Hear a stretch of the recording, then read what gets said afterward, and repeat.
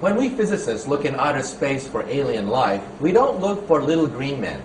We look for type 1, type 2, and type 3 civilization. Now, for example, Buck Rogers would correspond to a type 1 civilization, a planetary civilization. Star Trek and the Federation of Planets, who have colonized the two-star systems, would correspond to a type 2 system. And the Empire of Star Wars would correspond to a type 3 civilization. Now, what are we on this scale? We are type 0. We don't even rate on this scale. We get our energy from, not from stars or galaxies, we get our energy from dead plants, oil and coal. But we can calculate when we will attain type 1 status, in about 100 years. Now, every time I read the newspaper, I see evidence of this historic transition from type 0 to type 1. And I am privileged to be alive in the most important era in the history of the human race, the transition from type 0 to type 1.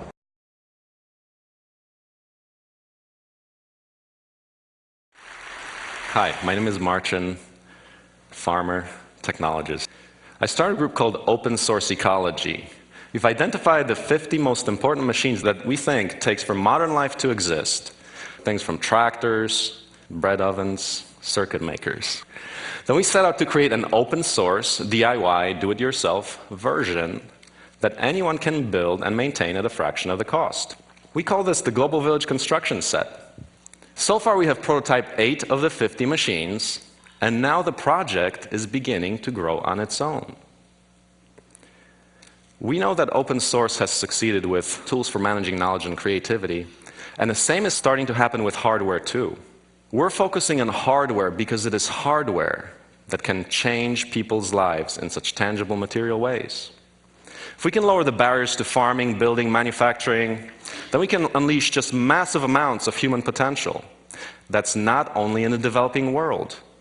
Our tools are being made for the American farmer, builder, entrepreneur, maker. We've seen lots of excitement from these people who can now start a construction business, parts manufacturing, organic CSA, or just selling power back to the grid.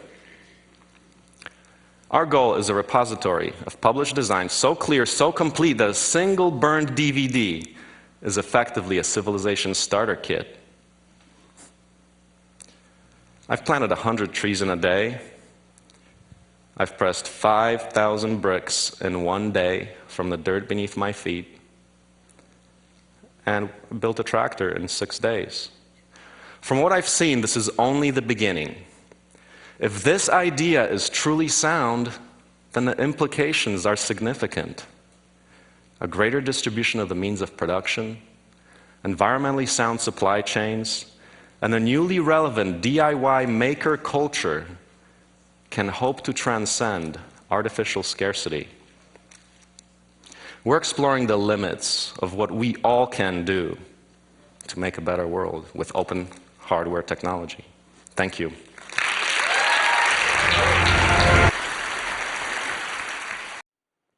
Perhaps the tremendous progress we've made over the last century by a series of forces are in fact accelerating to a point that we have the potential in the next 3 decades to create a world of abundance. Underpinning much of this is technology, and of late, exponentially growing technologies. My good friend Ray Kurzweil showed that any tool that becomes an information technology jumps on this curve, on Moore's law, and experiences price performance doubling every 12 to 24 months. That's why the cell phone in your pocket is literally 1,000,000 times cheaper and 1,000 times faster than a supercomputer of the 70s. Now look at this curve. This is Moore's law over the last 100 years. I want you to notice 2 things from this curve. Number 1, how smooth it is. Through good time and bad time, wartime and peacetime, recession, depression, and boom time. This is the result of faster computers being used to build faster computers. It doesn't slow for any of our grand challenges. And also, even though it's plotted on a log curve on the left, it's curving upwards. The rate at which the technology is getting faster is itself getting faster. This is a revolution. This is a revolution. This is a revolution.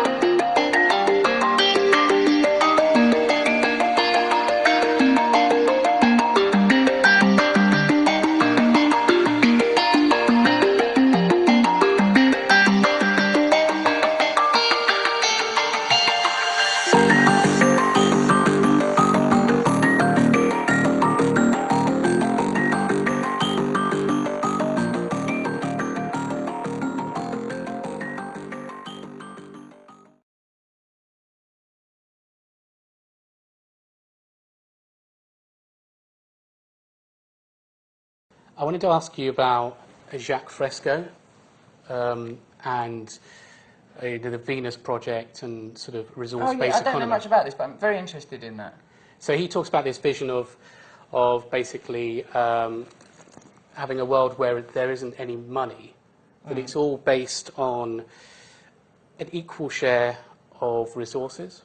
So everyone... Oh, do you mean what sort of very practicable resources such as food and energy? Okay. I just wanted to get your thoughts on that, because That's fucking fantastic. I'm sure I'll be happy to hear that.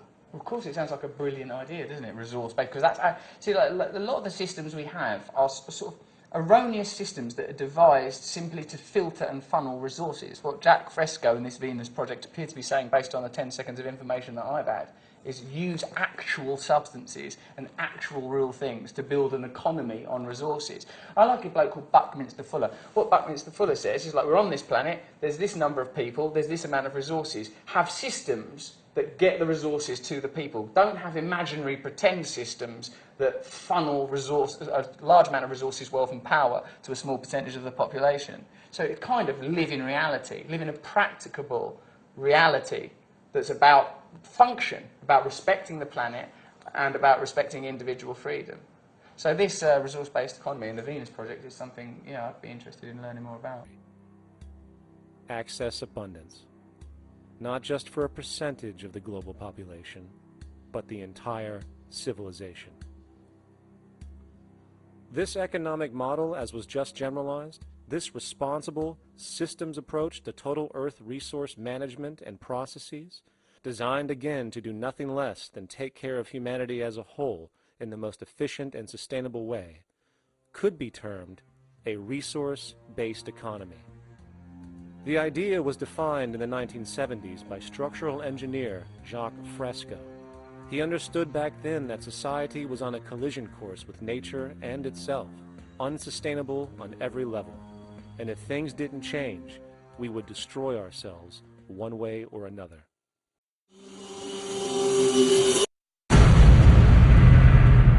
We're just beginning to glimpse the bare outlines of a new economic system entering onto the world stage. This is the first new economic system to emerge since the advent of capitalism and its antagonist socialism in the early 19th century.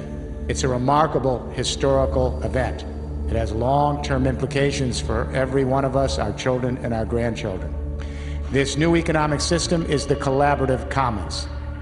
And what's triggering this shift to a new economic paradigm, a collaborative commons economic system, is something called zero marginal cost.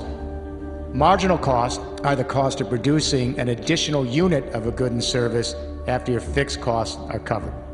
The prospect of a technology revolution so extreme in its productivity that it could reduce those marginal costs to near zero across the value chain, making goods and services essentially priceless, nearly free, abundant, and beyond the market exchange economy. Then the zero marginal cost phenomena went on to invade the entire information goods industry.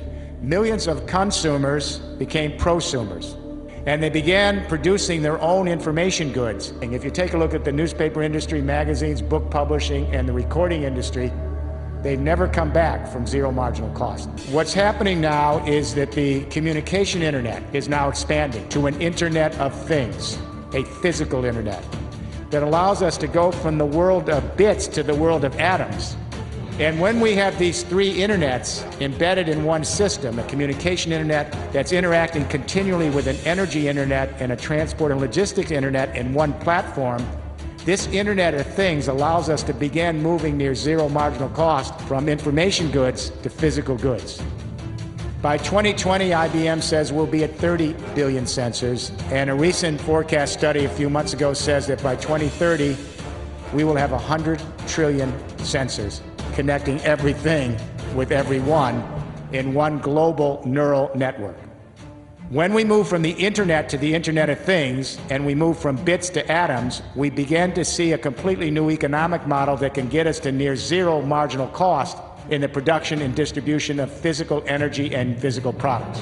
Any one of millions of prosumers will be able to increase their productivity, dramatically reduce their marginal cost, and produce, consume, and share their own physical energy and manufactured goods with each other, just like we now do with information goods. The big wild card here is food and water and climate change. Because if we can't address climate change and we continue on this road, if we can't produce food and don't have access to water in a reliable fashion, everything I'm telling you is derailed.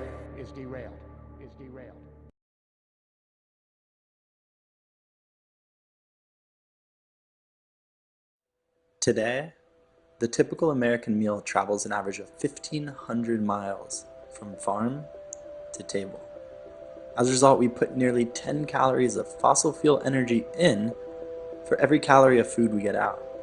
And it's this entire system that attributes to 30% of human-caused CO2 emissions. Meanwhile, there are over 40 million acres of lawns under cultivation in the US.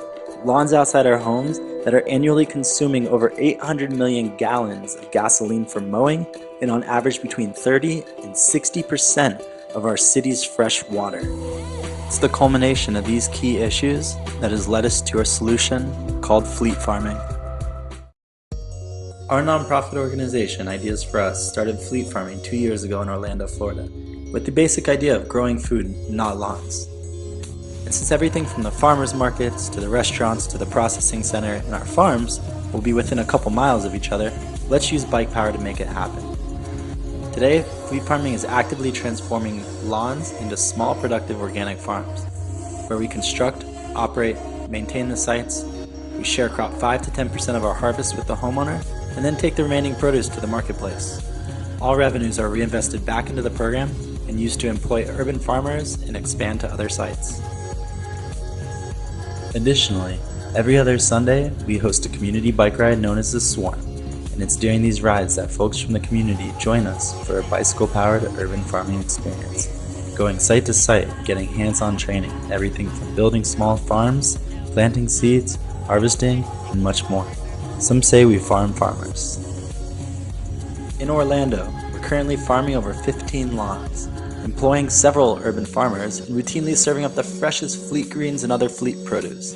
Today, we've sold thousands and thousands of pounds of produce in Orlando, have engaged over 500 people in the Swarm rides, and in May alone gained the attraction of NPR All Things Considered, PBS, Smithsonian Magazine, and much more. Due to the success of this program and interest nationwide, we've developed a toolkit to help other communities implement fleet in their own backyard.